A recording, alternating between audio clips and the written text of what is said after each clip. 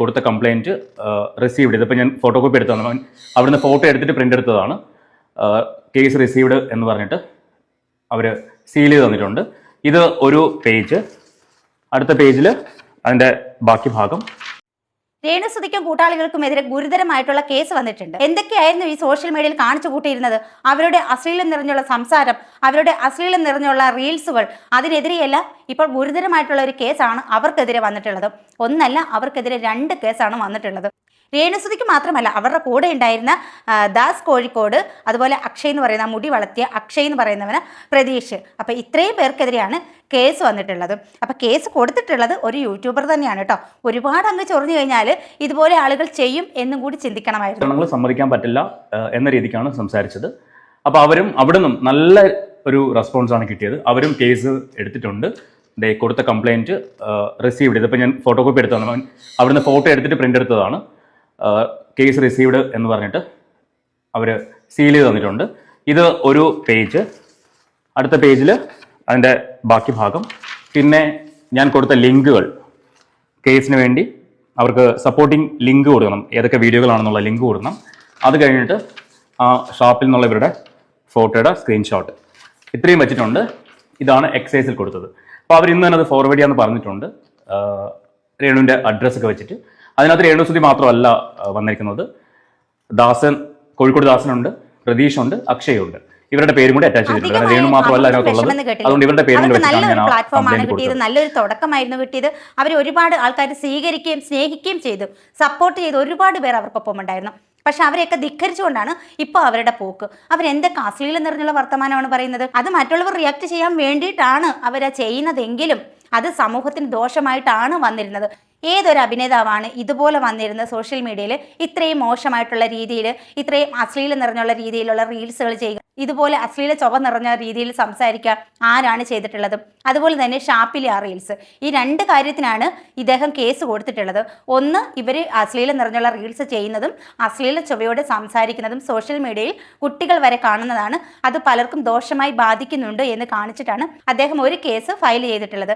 രണ്ടാമത് കൊടുത്തിട്ടുള്ളത് ആ ഷാപ്പിൽ വെച്ച് എടുത്തിട്ടുള്ള റീൽസിനാണ്. അപ്പോൾ ആ റീൽസിന് വന്നിരിക്കുന്നത് ഇവർക്ക് 4 പേർക്കാണ്. അതായത് രേണുസുതിക്ക്, കോഴിക്കോട് ദാസിന്, അതുപോലെ തന്നെ പ്രതീഷ്, അക്ഷയ്, ഈ 4 പേർക്കെതിരെയാണ് ആ ഷാപ്പിലെ റീൽസിന് വന്നിരിക്കുന്ന കേസ്. സൂരജിനെ എല്ലാവർക്കും അറിയാലോ, ഒരുപാട് പേർക്ക് നന്മകൾ ചെയ്യുന്ന സൂരജ് ഒരു ഷാപ്പിലെ ഒരു രംഗം ചിത്രീകരിച്ചു എന്നും പറഞ്ഞിട്ട് ആരോ ഒരാൾ കേസ് കൊടുത്തതാണ്.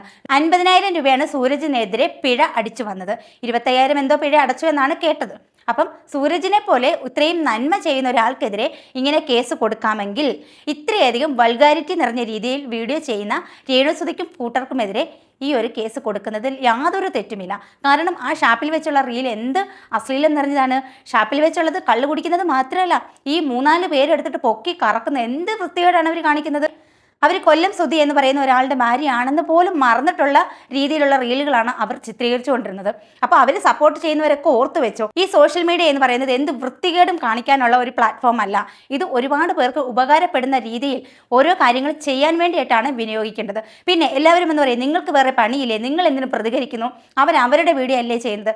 ഞങ്ങൾ കുറച്ചുപേർ ഇതുപോലെ പ്രതികരിക്കുന്നത് കൊണ്ടാണ് പലരും ആ ഒരു അതിർവരമ്പ് ലംഘിക്കാത്തത്. അല്ലെന്നുണ്ടെങ്കിൽ അതിലപ്പുറവും നിങ്ങൾ ഈ സോഷ്യൽ മീഡിയയിൽ കാണേണ്ടി വന്നേനെ. അതൊക്കെ പോട്ടെ, ഇത്രയും നന്മ ചെയ്യുന്ന സൂരജിനെ പോലെയുള്ള ഒരാൾക്ക് ഒരുപാട് പേർക്കാണ് ഉപകാരങ്ങൾ ചെയ്യുന്നത്. സാധാരണക്കാരെ തെരഞ്ഞു പിടിച്ച് കണ്ടെത്തി അവർക്ക് ഭക്ഷണവും ക്യാഷും അങ്ങനെ ഒരുപാട് കാര്യങ്ങൾ ചെയ്യുന്ന സൂരജിനെ പോലെയുള്ള ഒരാൾക്ക് 50,000 രൂപ പിഴ ചുമത്താമെങ്കിൽ ഈ രേണുസുതി ഒരു റീലിന് വേണ്ടി ഈ ഷാപ്പിൽ കാണിച്ച ഈ ഒരു കോപ്രായത്തിന് അതിൽ കൂടുതൽ പിഴ ഈടാക്കേണ്ടി വരും. കാരണം അമ്മാതിരിയുള്ള ചേറ്റത്തരങ്ങളാണ് ആ റീലിനകത്ത് കാണിച്ചേക്കുന്നത്. ഒരാളെടുത്ത് പൊക്കുന്നു, അത് കഴിഞ്ഞ് അടുത്ത ആളെടുത്ത് പൊക്കുന്നു, അത് കഴിഞ്ഞ് അടുത്ത ആളെടുത്ത് പൊക്കുന്നു, കള്ള് കുടിക്കുന്നു.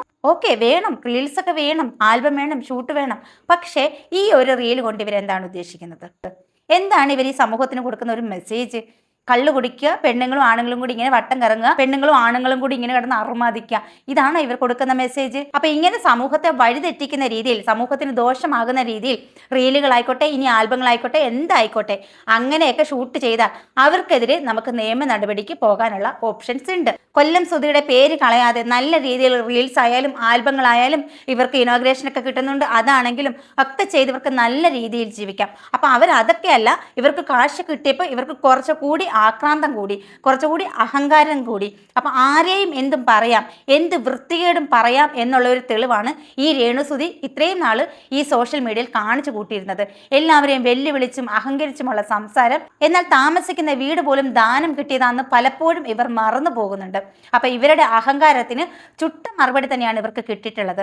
ഇതുപോലെ പലരും പ്രതികരിക്കാൻ തയ്യാറായാൽ ഇതുപോലെയുള്ള അഴിഞ്ഞാട്ടങ്ങൾ ഈ സോഷ്യൽ മീഡിയയിൽ നിന്ന് കുറച്ചെങ്കിലും നമുക്ക് ഇല്ലാതാക്കാൻ കഴിയും. അപ്പോൾ ഈ ഒരു വീഡിയോ കണ്ടിട്ട് നിങ്ങളുടെ അഭിപ്രായങ്ങൾ കമൻറ്റ് ചെയ്യുക, ലൈക്ക് ചെയ്യുക. യൂട്യൂബിൽ ഹൈപ്പ് എന്നൊരു ഓപ്ഷൻ ഉണ്ട്, ആ ഹൈപ്പും കൂടി കൊടുക്കാൻ മറക്കരുത്. ടാറ്റാ.